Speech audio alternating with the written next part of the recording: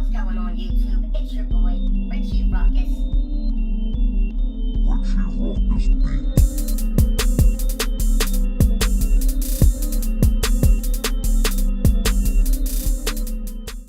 What's going on YouTube? It's your boy, Richie Ruckus. We're back here today. It is Wednesday, November 15th. Thanksgiving and Christmas are creeping up on us so fast. And with that being said, today's video, we're going to be talking about all 5, you heard me right, 5 Yeezy sneakers to drop this holiday season. We got 3 V2s yet to drop. We have 2 different Calabasas Powerphases still to drop before we even get to Christmas. Before we get into this discussion, guys, make sure you're hitting that subscribe button if you're not subscribed to my channel. Make sure you're hitting that thumb up if you're feeling this video. And make sure you're following me on all social. So I guess the best way to start this video is to talk about, the big news that happened today. Adidas officially finally confirmed the release dates of the semi-frozen yellows, the Beluga 2.0s, and the blue tint. If you go to adidas.com/Kanye, you can actually see the list of the sneakers that are getting ready to drop. November 18th, this coming Saturday, we have the semi-frozen yellows.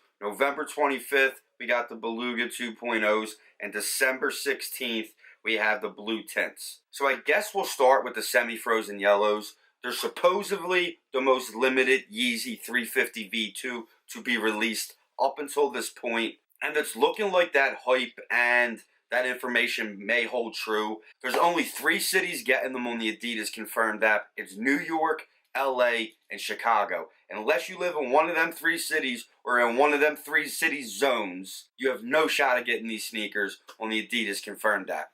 Adidas.com will be releasing them at 10 o'clock in the morning on Saturday, and Yeezy Supply, as usual, will be doing a random release on Saturday the 18th as well. While you're on Adidas.com/Kanye, above the semi-frozen yellows, you'll see the description of the sneaker with the colorway, semi-frozen yellow / roll steel / red, November 18th, and then a link that says Store Finder. If you click on Store Finder, it gives you the location of every store that's going to have them in the whole world. In alphabetical order, we have Australia, Austria, so on and so forth. So let's scroll down to the United States, and you can just peruse the list, and you can see the places that are going to have them. Philadelphia, there is one place, and it's Ubick on 15th on Walnut Streets. So the chances of me getting the semi-frozen yellows are probably slim to none. I mean, unless I get lucky on Adidas.com or get lucky on Yeezy Supply, which luckily for me, I have the liberty of having every Saturday morning. So I'm able to just, lay around and troll the internet hoping to get the sneakers.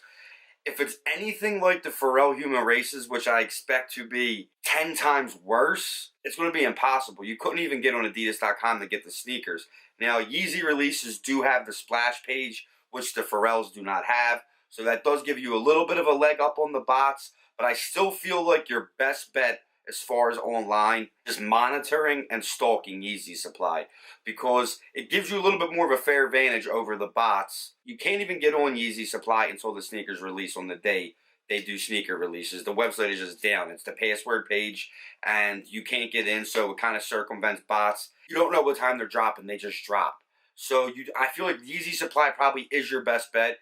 The downfall to Yeezy Supply versus Adidas is you are paying a heavy shipping fee from Yeezy Supply than you would be paying for on Adidas. So Saturday morning, I will be on Adidas.com at 9:50, waiting for that 10 o'clock drop. And then if I strike out there, I'll just be stalking Yeezy Supply all day Saturday. Because we live in a hype machine and we live in a hyped universe, they're probably going to be the most sought after of the Yeezys. I know the second drop, which is the Beluga 2.0s, are supposed to be bountiful. Supposedly, if anybody wants a V2, this is your opportunity to get it. If you do the legwork to get the sneaker, you should be able to successfully secure yourself a pair of the Beluga 2.0s. I feel like out of the 3, my least favorite, I would say that the Beluga 2.0 is definitely, out of the 3 V2s yet to drop, I would say they're probably number 3 for me. And I would say the semi-frozen yellows are probably 2. Then coming up in late December, we have the blue tint, which is by far my favorite out of the 3. In most people's minds, if you ask them, they're probably going to tell you it's the semi-frozen yellow is their favorite of the 3. And I love the semi-frozen yellow, and I'm a humongous fan and sucker for a gum bottom. I just don't like the way the gum bottom comes up on the back of the Yeezy. I'm not a fan of it. And I do like them because they're bold, and I like bold sneakers. I mean, my favorite in Nike is probably my Volt Green ones. I love that colorway, like the whole tennis ball colorway. So it's not that that's like turning me off of them. It is the gum bottom. But now that we have like official images, they do look a little bit better than, some of the images, like I guess were like mock-ups, stuff on Instagram and on Twitter. So they do look a little bit better, but I still think they come in number 2. Now the blue tints to me, I think, are going to be the least desired out of the 3 if I had to go on strictly just colorway. I mean, I know the Beluga is probably going to be the least sought after because there's no hype around it and they're going to be bountiful. And if the information I have is correct, so from easy cop to hard cop, it goes semi-frozen yellow, blue tint, and then the Beluga 2.0 based on quantity of sneaker. The semi-frozen yellow is the most limited. The Beluga 2.0 is going to be, a feast. You could probably get multiple pairs if you really wanted to try. So I feel like in the grand scheme of things with resellers and stuff like that, the blue tints probably will do better and will be more desired than the Beluga, only because of supply and demand and there being less quantities. But as far as if people had to give an honest opinion, I think the blue tint would probably be the least favorite for most people because it essentially just is a zebra that looks like the gray got lightened and then the white just became a little bit darker and like with a blue tint to it. Hence the name blue tint. I know you could say the same for all 3 colorways because it is the same pattern that it is on the zebra, but let's face it, the Beluga colors look nothing like a zebra, and the semi-frozen yellows look nothing like the zebra. It's neon yellow, gray and orange, and then the blue tints, the black on the zebra, it just looks like they took a zebra, faded the black to gray, and then put just a little blue hue into the color of the white and came up with the blue tint. I still love them. They're still my favorite. And if, I had a gun to my head and it was like, you got to pick one of these 3 Yeezys, I will pick the blue tints every time. They're my favorite out of the 3. Let me know what you guys think. Maybe I'm crazy, maybe I'm wrong, but I think if I had to pick in most desired to least desired out of the 350s, it would go blue tint, semi-frozen yellow, Beluga 2.0. Like I said, leave comments down below, guys. Let me know if you agree, disagree, if your order will be different than mine. So that's it for the V2. So Kanye's hitting us with 3 V2s right before the end of the year. But then he's also given us 2 more pairs of the Yeezy Calabasas Powerphase. 2 colorways coming out in December. Blacked out pair, and then we have a gray pair. If I'm being honest, and I know this could lead to, turn some heads and, make some people upset. As much as I love these Powerphases, I'm not a fan at all of the black ones. I think they're downright putrid. They look like a shoe a nun would wear. And I know people said that the white ones were like a nurse shoe, and I can see that. But like having these on right now with a pair of black Adidas track pants and, the black sneaker things hoodie, RichieRuckus.com, $25, holla. The sneakers look alright. Like if you had these black Calabasas Powerphases, like what would you wear them with? Like red sweatpants and a red sweatshirt? All white up top with black bottom. You couldn't wear a black sweatpants, a black shirt, and then wear the blacks. I don't know.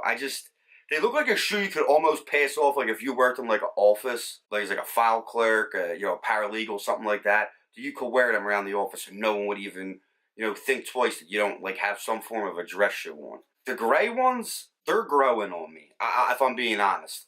Out of the 2, I definitely think they're the only pair I would even consider copping. I probably won't go for either. The gray are at least a little bit more like appeasing and appealing and just a little bit easier on the eyes. I feel like the black pair is just, I have no interest in buying them. Hey, if you guys want to buy them and if that's like, something you're into, or if you feel like you could finesse a good fit with them sneakers, then, more power to you.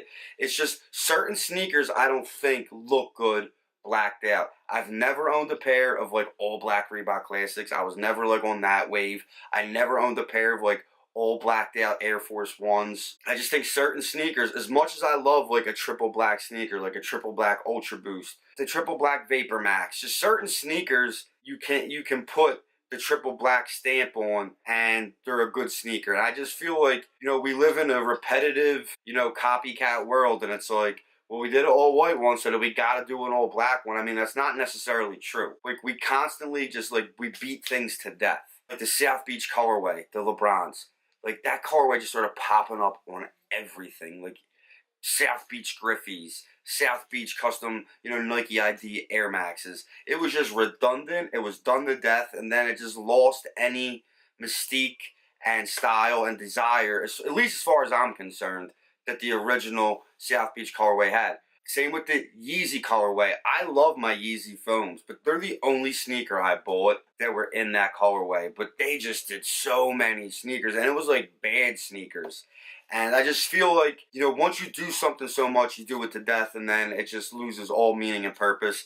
And I feel that way about all blacked out sneakers. So we got the gray Yeezy Powerphase dropping on December 9th, 2017, retailing at $120.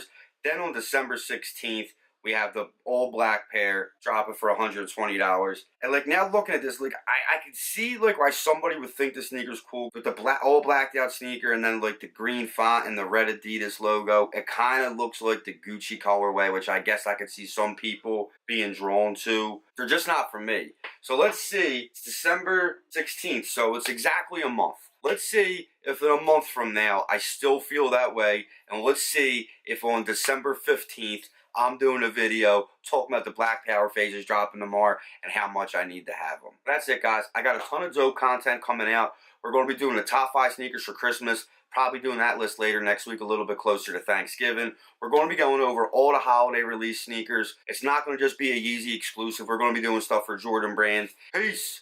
5 Yeezys. Otis! Holla. Which again, I'm a huge avid supporter of.